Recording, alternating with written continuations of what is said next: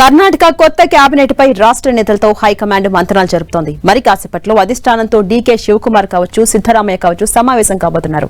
ఇప్పటికే ఢిల్లీ వెళ్లారు ఇద్దరు నేతలు. హైకమాండ్ తో మరి కాసేపట్లో భేటీ కాబోతున్నారు. ఈ భేటీలో ఎవరెవరికి మంత్రి పదవులు ఇవ్వాలో తుది నిర్ణయానికి రాబోతోంది పార్టీ అధిష్టానం. మరోవైపు డీకే శివకుమార్ కేబినెట్ లో స్థానం ఆశిస్తున్న సీనియర్ లీడర్స్ తమ ప్రయత్నాలను ముమ్మరం చేస్తున్నారు. దీంతో కొత్త ప్రభుత్వ కేబినెట్ లో సమీకరణాలు కొంత సంక్లిష్టంగా మారాయి. ఆశావహుల జాబితా చాలా పెద్దదిగా కనిపిస్తోంది. దీంతో కేబినెట్ కూర్పుపై అధిష్టానం అన్ని వర్గాలకు న్యాయం చేసేలా నిర్ణయం తీసుకునేందుకు సిద్దమవుతోంది. ఇద్దరు లేదా ముగ్గురు డిప్యూటీ సీఎం ఫార్ములాను ఎంచుకునే ఛాన్స్ ఉందని తెలుస్తోంది. ఇక మరోవైపు సిద్దరామయ్య కుమారుడు యతీంద్రకు మంత్రి పదవి ఇస్తామని హైకమాండ్ హామీ ఇచ్చింది. అలాగే గత 3 ఏళ్లుగా మంత్రి పదవి కోసం ఎదురు చూస్తున్న సీనియర్ నేత బసవరాజ్ శివన్న వరకు గుడ్ న్యూస్ కోసం ఎదురు చూస్తున్నట్టుగా తెలుస్తోంది. పాత కేబినెట్ లోని పలువురు మంత్రులకు ఉద్వాసన పలికి కొత్త వారికి అవకాశం కల్పించే అవకాశాలు కూడా కనిపిస్తున్నాయి. ఇక ముఖ్యంగా సిద్దరామయ్య వర్గానికి ఈ కేబినెట్ లో అగ్ర తాంబూలం దక్కే ఛాన్స్ కనిపిస్తోంది. ఇదే అంశంపై మరింత సమాచారం మా ప్రతినిధి గోపి అందిస్తారు. గోపి, కర్ణాటక కొత్త కేబినెట్ పై కూడా ప్రస్తుతం సస్పెన్స్ కంటిన్యూ అవుతోంది. ఎవరెవరికి డిప్యూటీ సీఎం పదవులు ఇస్తారు, ఎవరెవరికి మంత్రి పదవులు ఇస్తారనేది కొంత సస్పెన్స్ కంటిన్యూ అవుతోంది. ఎంతవరకు క్లారిటీ వచ్చే అవకాశం ఉంది? ఈ రోజు అప్డేట్స్ ఏంటి గోపి?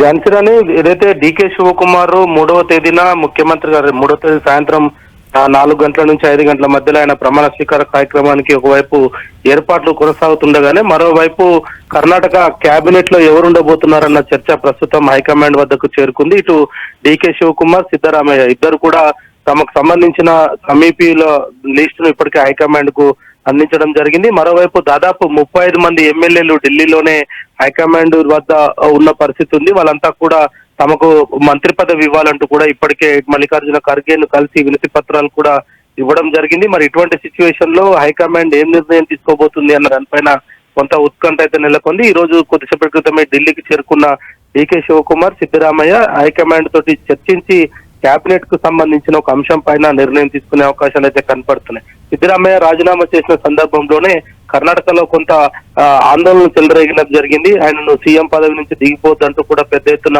నిరసనలు వ్యక్తమయ్యాయి. ఈ నేపథ్యంలోనే అందరికీ ఆమోదయోగ్యంగా ఉండే విధంగా కేబినెట్ కూర్పు ఉండాలనేది కూడా ప్రస్తుతం హైకమాండ్ ఆలోచిస్తుంది. దాంట్లో భాగంగానే 2 లేదా 3 డిప్యూటీ సీఎంలను ఇస్తూ సామాజిక వర్గాలన్నింటినీ కూడా శాంతపరుస్తూ ఒక నూతన కేబినెట్ నంతా కూడా ఏర్పాటు చేయాలనేది కూడా కోరుతూ ఉన్నారు. మరి ఈ సిచ్యువేషన్ లో సిద్దరామయ్య కేబినెట్ లో ఉన్న మంత్రులు కూడా ప్రస్తుతం ఢిల్లీకి రావడం జరిగింది. వారు కూడా తమను తిరిగి కేబినెట్ లో కొనసాగించే విధంగా ఉండాలంటూ కూడా వాళ్ళు కూడా హైకమాండ్ ను కోరుతున్న నేపథ్యంలో అసలు హైకమాండ్ ఏ లిస్టు ఫైనల్ చేయబోతుంది, సిద్దరామయ్య సంబంధించిన వర్గీయులక లేదంటే డీకే శివకుమార్ చెప్పిన వ్యక్తులకే ఈ కేబినెట్ లో చోటు లభించబోతుందా అన్న దానిపైన కూడా ఇంకా ఒక క్లారిటీ రావాల్సి ఉంది. మరి ఇటు సిద్దరామయ్య రాజీనామా తర్వాత జరిగిన పరిణామాల పైన కూడా కాంగ్రెస్ హైకమాండ్ కొంత పరిస్థితులన్నింటినీ కూడా పరిశీలిస్తున్న నేపథ్యంలో మరి కేబినెట్ కూర్పుకు సంబంధించి కూడా ఈ రోజు లేదా రేపు సాయంత్రం లోగా ఒక ప్రకటన వచ్చే అవకాశాలు అయితే కనపడుతుంది. Right, thank you Gopi.